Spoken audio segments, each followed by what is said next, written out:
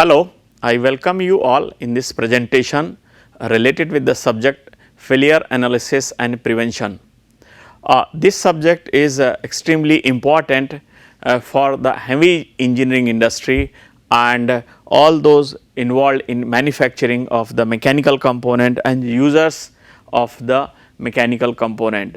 The main issue is that whenever there is a failure of any component, it leads to the disruption to the services, and sometimes failure of the mechanical components like a lathe machine or the boiler or the car or aircraft, all these failures lead to the different kind of the problems, issues related with the services, and which these kind of failures leads to the loss of life sometimes if it is very catastrophic and fatal, and it leads to the loss of the property also.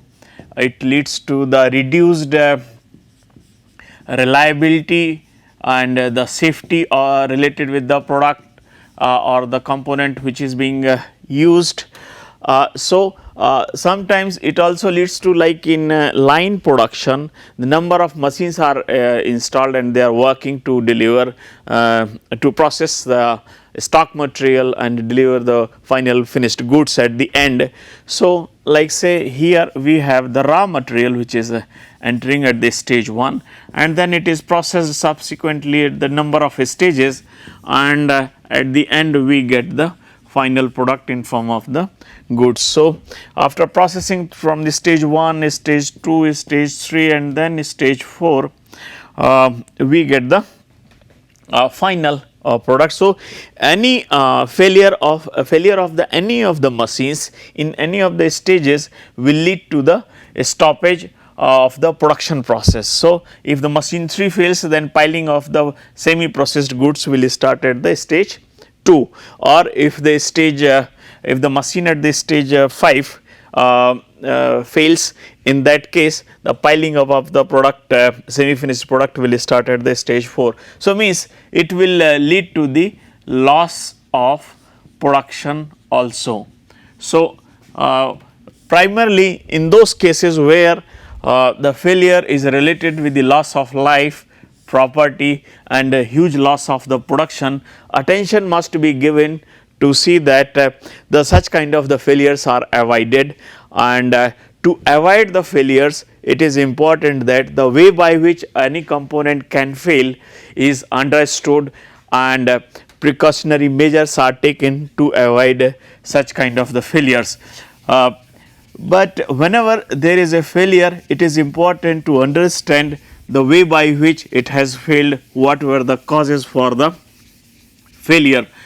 So, in order to understand the root causes of the failure, we need to see that any failure which is occurring is analyzed properly, and for that purpose the failure analysis is carried out. In failure analysis, basically we follow a systematic approach,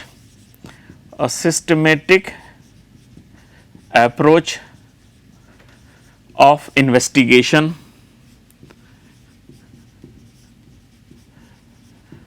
to identify the potential causes of the failure, most important causes of the failure, to determine the most probable causes of failure. So, this kind of step is also called the root cause analysis, and in short it is written as RCA, root cause analysis. For this purpose, basically we need to do the systematic investigation of the any failure, so that we are able to identify the causes or potential causes or the most possible causes for the failure, so that the corrective action can be taken to avoid the reoccurrence of the failure. This analysis basically involves the number of things like observations, inspection, and extensive, as per the case, extensive laboratory testing of the failed component from the location where from failure has taken place or the location which is away from the fractured zone. This is basically done for the different purposes. So, these are the different steps which are normally followed. Apart from this, to see that the component should have worked under those conditions of the service or not, it is also important sometimes to do the modeling and analysis under the conditions of the service to see if the component should have failed under these given conditions or not. So, these are some of the ways by which efforts are made to find out the probable causes of the failure. But we know that any mechanical component which is made involves the different kinds of the efforts. It starts from, like, say, the purpose for which the component is being made, and considering that component is designed, which will involve the selection of the material as well, and after that it will involve the manufacturing, and after the manufacturing it will be subjected to the service under the specified conditions, and it has to be maintained properly during the service. So, it has to be maintained during the service so that it performs the intended function and works for the desired service life. So, since the different zones and the different disciplines are involved in this, like we need the design engineer for this purpose to design the product as per the requirement, we need the material or the metallurgical engineer for this purpose, that for a given purpose proper material is selected as per the service conditions. We need the manufacturing engineer, we need to see that the supervisors and the people who are there, they are able to ensure that the component works under the given set of the service conditions, and if it goes beyond that, then those are also recorded. And similarly, the maintenance engineer for taking care of the equipment and maintain them properly for the given service conditions. So, we need the different disciplines to see that if it has failed due to the improper design or improper selection of the material, improper manufacturing, improper service conditions for which it was exposed.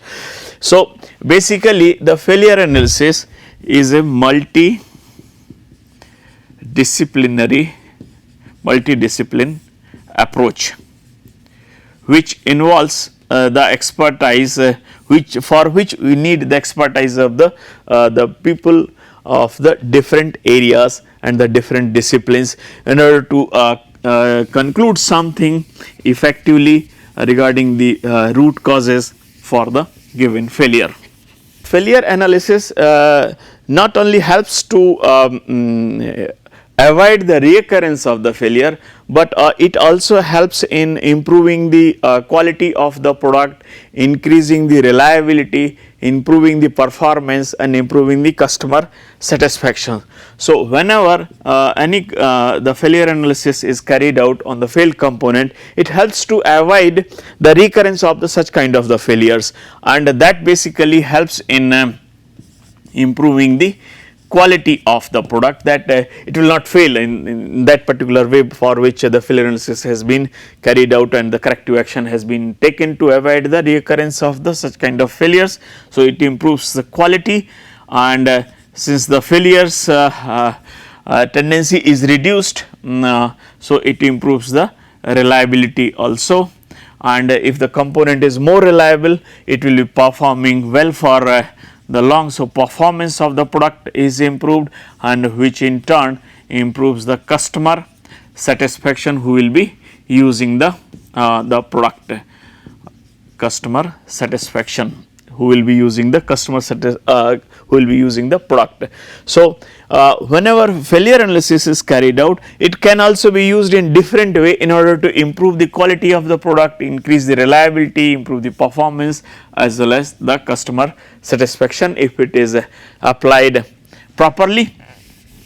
So, where we should look in for the failure analysis, and what are the things normally seen for the failure analysis. So, whenever failure occurs, what we do?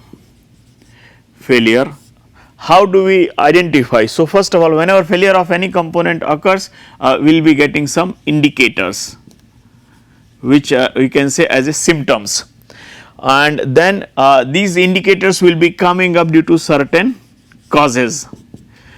In presence of only those causes, the component which is being failed, which is failing, will be giving certain kind of the indications, and so in presence of those causes, the certain indications will be coming in, and these causes will be leading to the existence of the certain mechanisms which will be leading to the failure. So, mechanisms, and then here what will be their remedy. So, these are the four things, like if we take the example of the machine tool. So, during the machining, if the cutting tool fails, in that case it will start giving lot of chattering, lot of noise and vibrations. So, the noise and the vibrations in cutting tool failure, the noise and vibrations are the indicators, and this will be occurring due to the like say excessive the flank wear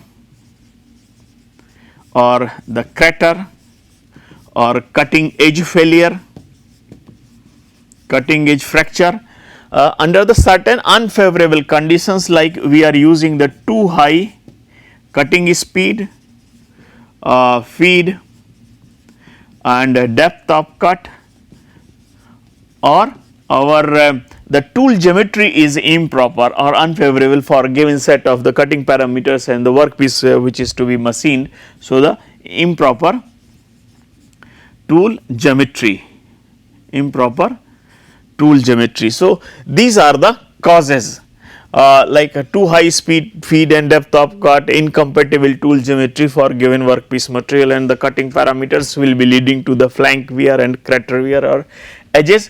So, basically these are the causes which will be leading to the like the failures in form of the flank wear, crater wear or the cutting edge fracture, and this can occur through the number of ways, like here cutting edge failure will involve fracture, while the flank and crater wear will involve the wear by abrasion, adhesion, diffusion.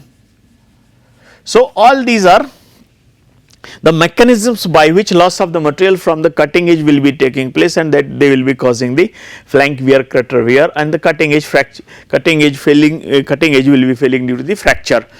So, these are the mechanisms, and the remedy is what?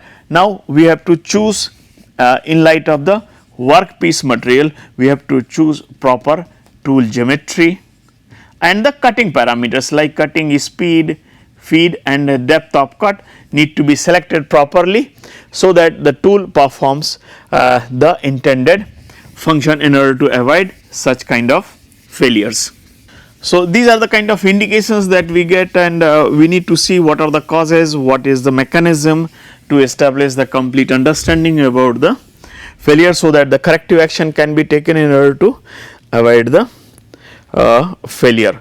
Now, we will see what kind of approach we use in order to avoid such kind of the failure. Normally what we do, like we first of all identify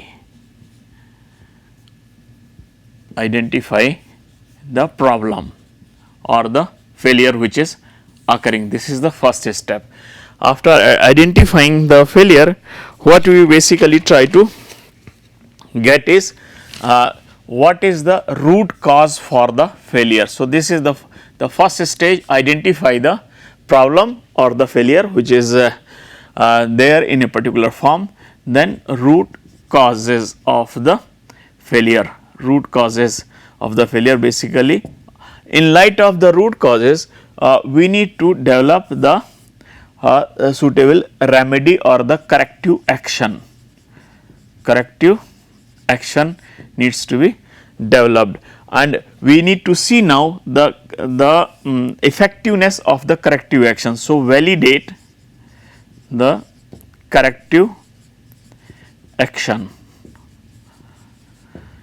and once this validation of the corrective action is just to see whatever the corrective action has been proposed, that is effective or not, and once the corrective action is validated, this one is standardized, that for this kind of the problem, for a given kind of the problem, identified problem, this is the corrective action which needs to be taken, so that in future such kind of the failures can be avoided. So, standardize the corrective action, corrective action. So, this is how this cycle completes, and this is called the problem solving approach for avoiding the failures in future, so that the quality, reliability, customer satisfaction and the performance of the component can be enhanced.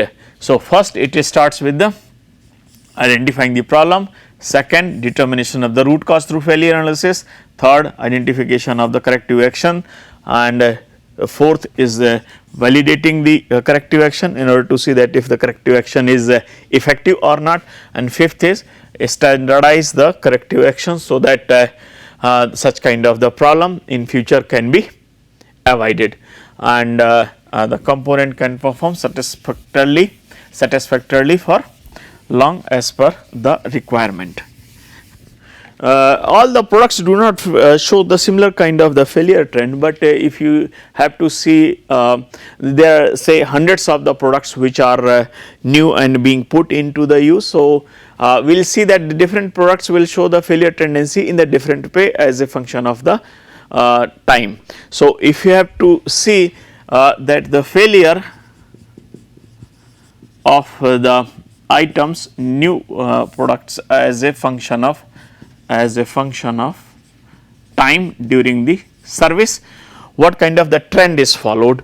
So, the failure rate in the y axis and in x axis the service time, and here the failure rate. So, what we will see that the failure rate initially decreases rapidly. Initially the failure rate is high, and then it decreases rapidly, and then it becomes fairly constant, and then again it starts increasing. So, considering this one, there are three phases or three zones during the service of the products which are being put into the service.